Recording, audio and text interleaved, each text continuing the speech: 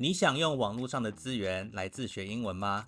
你有学英文的动力，但却不知道该用什么方法吗？今天我想用我4年以上的教学经验，再加上我一路上慢慢达到 C2 英文程度的经历来出发，跟你分享3个重要的自学观念，帮助你少走弯路，顺利的达成你想要的学习目标。What is up, you guys? This is Chris, and welcome back to my channel. 我自己身为一位英文老师，居然要打自己的脸，教你怎么样自学英文。不过我真心觉得，一位好的老师绝对不会被 OpenAI 给取代，也绝对能够帮你把学英文这件事情变得阻力更小，更有系统性。所以你会发现，我接下来要分享的3个自学重要观念，其实很多都是你请一位老师能够省去的麻烦。好，所以就交给各位自己评估一下。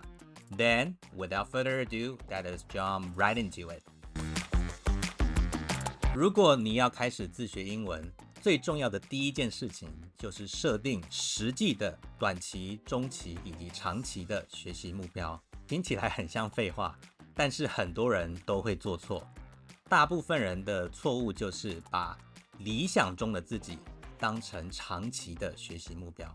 举例来说，好，某个人可能说，我要去英语系国家留学读硕士了，所以我的目标就是把英文提升到留学一路上都够用。仔细一想，你会发现，这个人所描述的是理想中英文超好的自己，而不是确切可以测量的英文学习目标。所以我们应该怎么做呢？首先，你要去哪个国家，申请哪几所学校，哪几个硕士专业，全部都先找好资料条列出来。这些学校跟硕士的语言成绩要求是几分？雅思听说读写都至少 6.5 吗？那这就是你的短期目标了嘛。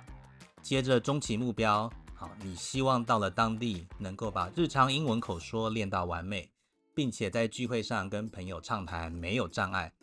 那么你就可以把细项全部条列出来。我要能够用英文做什么日常任务，像是买咖啡、看牙医、餐厅打工、跟客服电话沟通。好，或者第2，我要在聚会上跟朋友畅谈什么主题，音乐、电影、文化差异、政治。条列出来这些目标之后，就是实际去执行。最后设定长期目标，你希望学术英文的听说读写都变好。那以说跟写来举例，你可以设定口说，我要能在课堂讨论上清楚的跟同学交流意见，至少2分钟。那么写作，我希望我在写完作业的时候，用 App 工具检查文法错误的时候，能够保持在5个错误以下。大家听到这里应该可以理解，你必须设定明确可以测量的短期、中期以及长期目标，才能方便自己检查自己是不是确实达成目标了。你知道大部分人会放弃学英文是因为哪2个原因吗？第一是失去动力，第2是误以为自己没有进步。那要怎么样避免失去动力呢？你就不能依靠动力，而是必须建立习惯。好，不要依靠动力突然爆读英文2个小时，而是建立每天学英文10分钟的习惯。10分钟不多不少，刚刚好，督促自己每天执行，没有例外。接着可以依照你的学习目标跟预算，给自己安排适合自己程度的教材。网络上有很多免费的教材，但是比较难筛选到适合自己的难度。那么通常付费的管道都会把主题跟等级分类好，所以你可以考虑花点小钱，减少你学习的麻烦。好，你可以买适合自己程度的英文杂志，每天读1页。你可以听适合自己程度的有声书，每天听10分钟。你可以用付费的 OpenAI 工具，每天产出适合你程度的20题考题。你可以用付费的 App，我没有接业配不过我自己用 Speak 跟 Duolingo 来学法文。这些 apps 每天会帮我设计10分钟的练习，还会情绪勒索我，督促我不能让 streak 给断掉。要怎么样避免误以为自己没有进步呢？自学英文的你一定要定期给自己考试，透过考试的成果来测量你的进步幅度。学英文的人很常用体感来判断自己的进步幅度，但是其实非常不准确。很多学英文的人学了一段时间之后，就会觉得自己好像卡住了，觉得很挫折，然后就索性放弃了。你其实也可以把学英文当成健身来理解，你一定要养成固定的健身习惯，你一定要每周拍照记录体态，才能确实的测量并且比较你的进步幅度。自学英文的最后一个重点就是要听说读写均衡发展，并且往更大的语言单位去学习。我们先来聊均衡发展。学生其实很常有偏科的现象，通常都是阅读力最强。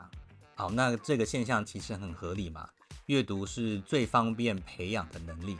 好，每天你上班通勤，平时蹲厕所，只要一机在手，你就可以利用各种零碎的时间阅读英文内容。但是我还是会建议你每天的英文练习要常常听说读写换着练习。另一个很有用的方法就是两结合练习。你可以听一段英文，然后把它念出来，有点像影子跟读法，或者听搭配写，或者是读搭配说，以及读搭配写。这么做你可以强化视觉知识跟听觉知识之间的连结，也可以让你同时练习输入跟输出。接着我们来聊往更大的语言单位学习。一开始我们都是先学英文字母，接着我们学英文单字，然后我们学习英文的文法规则。但是很多学生就停在这里了。好，他们把英文单字当成最大的语言单位，然后依照文法规则把这些单字一一的摆放到句子中。不过你其实可以更进一步，直接把固定的片语跟短句给记起来，也就是所谓的学习更大的语言单位。举例来说，那就是你想要的吗？ Is that what you want? 你当然可以在说话当下才开始把单字找出来，然后依照文法规则造句。但是你也可以把你已经学会的单字加文法转化成固定的短句。实际上该怎么做呢？请把类似的短句都列出来。 What do you want? I want that. Oh, is that it? Yes, that is it. That is what I want. Oh, is that what you want? I see. 把这些短句多念几遍，多写几遍，内化成大单位的英文记忆，你就可以加速你的英文思考速度。这个道理也能套用到句子发音跟背单字上。如果你已经是 B1、B2 的学生了，请不要把句子中的单字们拆开来念，请对自己严格一点，一段一段有连音的念出来。同样的，在你学到新单字，想要把它记录到备忘录 App 里面的时候，请直接把整个情境写进备忘录里。以我最近学到的英文单字来举例，与其我写 peg 动词猜测下判断，我不如直接写 You pegged in as a liar。